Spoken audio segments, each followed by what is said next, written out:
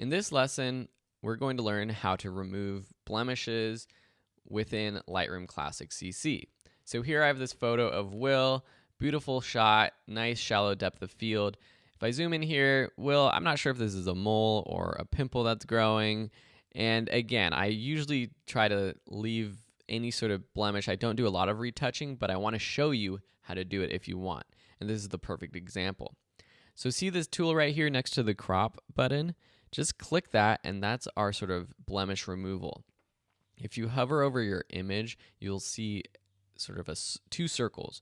One is the main selection, and then it feathers out the edge. So if you see here, we can change the size. It's a little bit hard to see. Let me make it super big.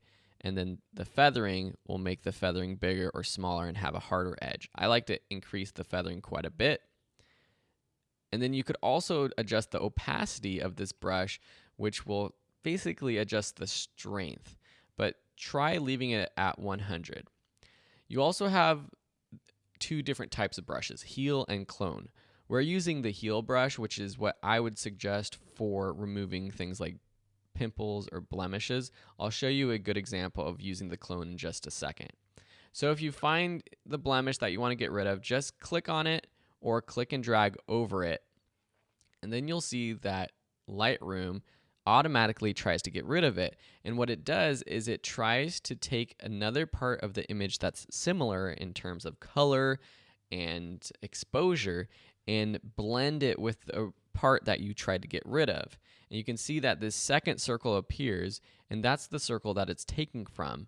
And if we click done so that we can see it without the circles, you can see that it looks pretty good. I mean, it's basically gone away. Before, after, before, after. This does have a white balance adjustment, so you're seeing that, but that little pimple or whatever it is goes away.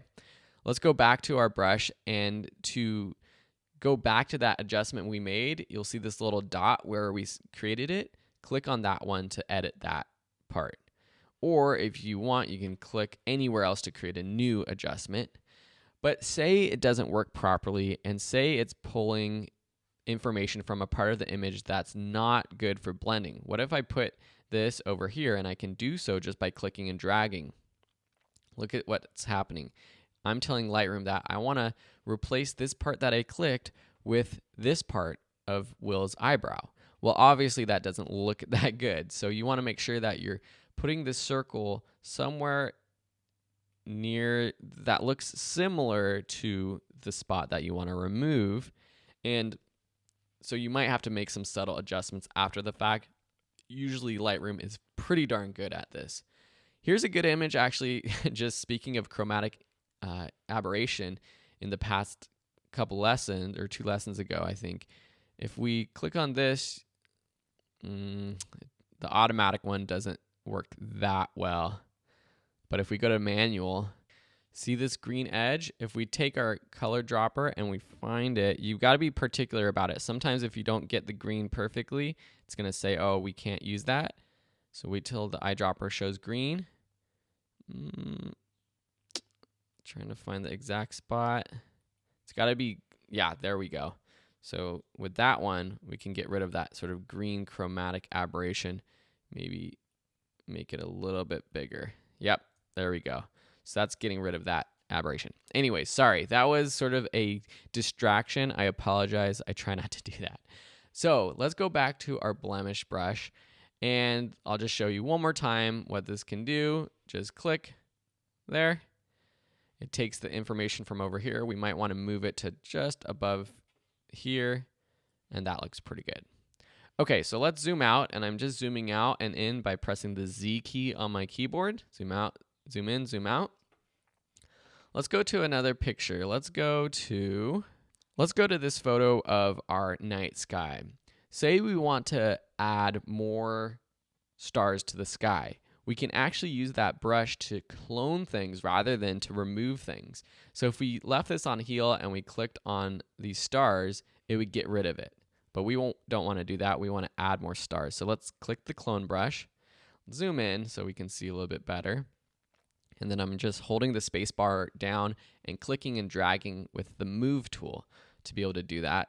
The way that you use the clone brush is a little bit opposite. So first you want to click where you want the cloned object to eventually appear. So let's click somewhere where there aren't any stars, here for example. And then it's going to pop up with the circle saying that we're going to copy this circle to that place where you just clicked. So if I drag this over to this star, then it adds it there. If I drop the opacity, you'll kind of see what happens. It gets rid of that star that we copied. It makes it less opaque. So typically if you want an exact clone, you'll keep this at 100. If you want it to be sort of subtly faded out, then maybe you would decrease that. Say you want to increase the size of your brush and move on to do another cloning.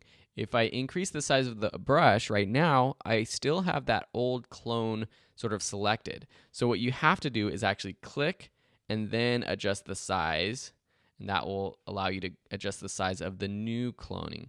So now let's take this over here, and after it does its magic, it copies these stars over here to this circle. The clone tool you could use similar to the brush tool, healing brush tool, to remove blemishes. Let me show you. If I zoom in here to Will's face back on this image, let's go back to our brush. Let's select this one and delete it by selecting it and then pressing the delete key. If we use the clone tool the same way, let's make it a little bit smaller, click here. It's doing an exact sort of copy. It's not blending in at all. So the healing brush is better because it sort of intelligently blends in whatever your selection is with the place you're trying to heal. But the clone, it's just a direct copy. So let's actually go down to Will's eyes. And again, actually, let's delete this one. So just press the delete key. Click his eye. Actually, no, if we want to duplicate his eye, we'll click here in his forehead and then drag to his eye. And that one looks pretty good. And so that's an exact copy of his eye. And that's different than the healing brush, which would be more out of a blended in image, trying to heal it basically. So the clone tool is a little different than the healing brush because it's a direct copy. It's not trying to blend in and heal it naturally to remove things like blemishes. If you have any questions about these tools, let me know. Otherwise, we'll see you in another lesson.